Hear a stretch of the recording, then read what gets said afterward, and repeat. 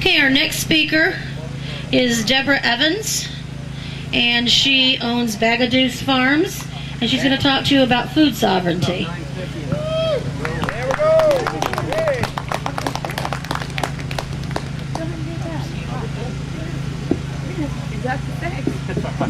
go. Okay, does everybody hear me?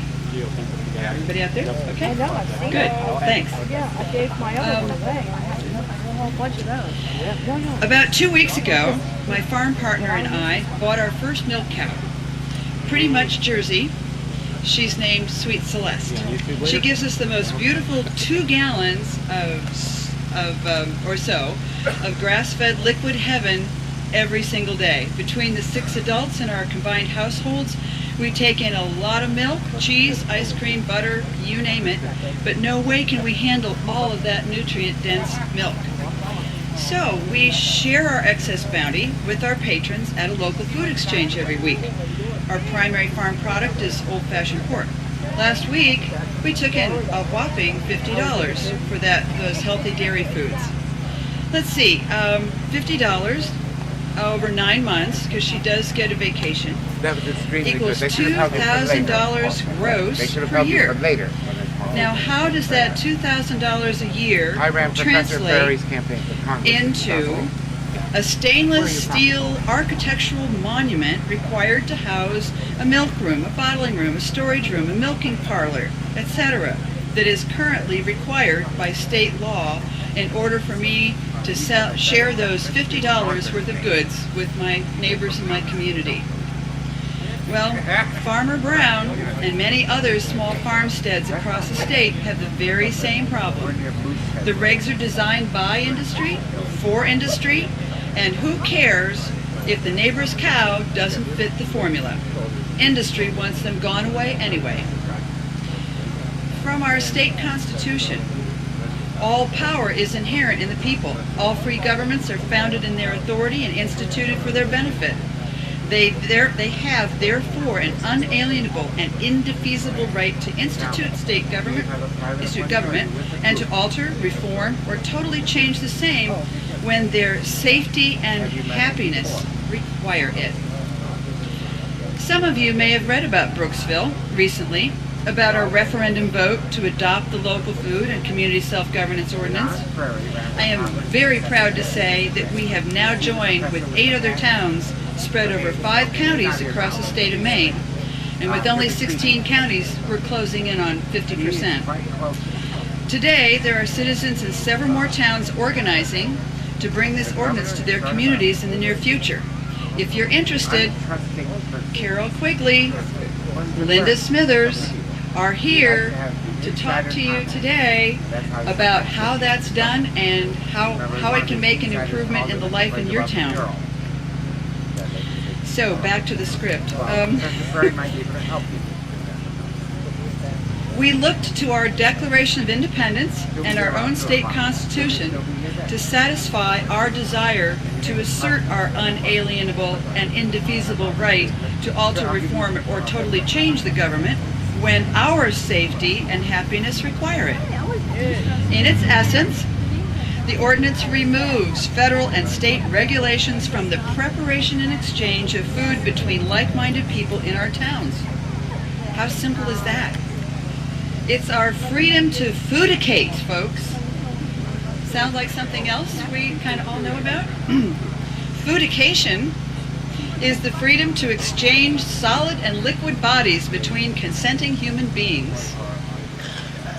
In these now 9 towns, every yes vote that was cast, and in many of the towns it was a unanimous yes, it was a vote against federal and state laws regulating the face-to-face private contracts in violation of the Constitution of the United States. Laws that destroy our inalienable rights to life, liberty, and the pursuit of happiness. The problem is that we, the citizens, whether we know it or not, have, by our silence over the years, granted permission to the federal government to dictate how we make and exchange food within our state, within our neighborhoods, and even our homes over the last 50 or so years. The U.S. Congress has enacted many laws that are blatant usurpations of our constitutional rights under the 9th and 10th Amendments.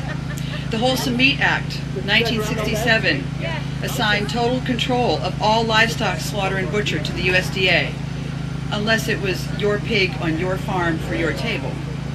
The Wholesome Poultry Act of 68 did the same thing for poultry. Then the Food Safety Modernization Act of 2011, the big kahuna of all aspects of food production to the FDA and the USDA, with the exception of what you raise in your yard solely for your own use. So what we have seen so far in the first rounds of the leafy greens is staggeringly complicated. There's really no hope there. Since 2009, when I kind of got my attention involved in this, every attempt by some of us smaller farmers to discuss scale-appropriate regulations with our Department of Agriculture, Conservation, and Forestry begins and ends with a lecture on federal laws, regulations, guidelines, rules, period. Not one brain cell was devoted to what might be best for Maine's farmers, for Maine's citizens, for Maine's food security? No. There is a veritable Berlin Wall of books of federal edict between our smallest scale farmers trapped behind it and our DACF busily engaged in laying on the Fed's bricks. Let's take, for example, the lard I render at home for the luscious, nutritious fats saved from our pigs when slaughtered. It has a pH of 2.5, zero moisture after cooking. This exceeds all requirements for foods prepared under our current cottage kitchen license. So I could just go spend $20 and get one of those licenses, right? Oh no. No, no, no. Why?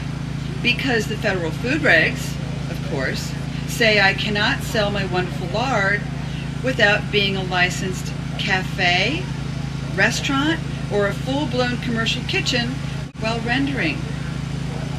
How much sense does that make? I mean, come on. Because the 100-page Federal Maine Food Code of 2001 says lard is a meat product and subject to all of the USDA requirements for full inspection. Meat is meat, no exemptions. We have a small farm. I have 3 sows and their occasional piglets. I sell our homemade products using my illegal lard only from our farm stand. Private exchanges with our patrons. Because our business plan is about staying small and improving the quality of our product, there is no rational way for us to justify the investment required to put a meat inspector in a commercial kitchen in my 1830s farmhouse. It's unconstitutional in my book. So take a second and put your brain around this one. Can you begin to imagine how many more gardeners, farmers would enrich in our local economies with their creativity if only the unconstitutional federal and state shackles were thrown off and we could have a true free market economy?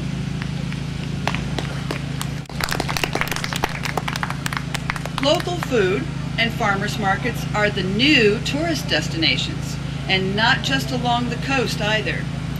Last week, the Cornucopia Institute, who is one of the largest sort of food freedom fighters in an intellectual way across the country, they released their annual locavore index, 2, in spite of all this idiocy.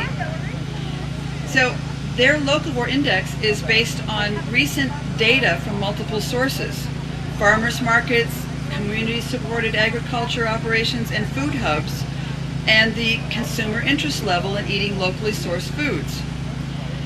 When dollars are spent on food produced in the local economy, they are spent at least 2.5 times, and some say even 6 times, inside that community before those dollars move on. When the same dollars are spent in a regional supermarket, most of the money leaves the state with little or no impact. So guess which one's better for the economy? You don't have to be a rocket scientist to figure that one out. 100 years ago, Maine exported. That means we sent out of state 90% of the meat, poultry, eggs, dairy, vegetables, and greens that were raised here. We ate the other 10%. Our fresh, local, unadulterated food went by coastal schooners and railroads south and west to Boston, New York, Philadelphia, and beyond. Today, Maine imports, brings into our state 93% of the food we eat. What's wrong with this picture, folks? This is the definition of food insecurity. So try to envision the increase in jobs, the expansion of local commerce, and the healthy boom of economic development that would spread across our beautiful state if we farmers, fishermen, gardeners, and chefs, and most importantly, all of you, our patrons, could simply exchange the foods of our own choosing as we have for thousands and thousands of years. And then one last comment. On the 28th of January, I was in where the shot heard round the world in 1775 was fired by a farmer. In fact, they were all farmers. The enforcers of a despotic monarch were in their gun sights. Now, 230 odd years later, our out-of-control federal state government has become the worthy target. Government and their corporate handlers have all but eliminated our natural God-given right to the most fundamental of liberties, to raise, grow, prepare, serve, and exchange the foods of our fishing boats, farms, and kitchens with our families, our friends, and our neighbors in private arrangement between consenting individuals. In a Supreme Court decision that goes back to 1905, the Supreme Court stated, "The individual may stand upon his constitutional rights as a citizen. His power to contract is unlimited." Get that word, unlimited? His rights, as such, existed by the law of the land, our common law, long antecedent to the organization of the state. That tells me that I can sell my criminal caramels and my lard and my milk to my neighbors without enforcement coming from flipping anywhere. So, get involved, talk to your farmers and your neighbors about passing a food freedom ordinance in your town. Get the Fed out of our kitchens and off our farms. Thank you.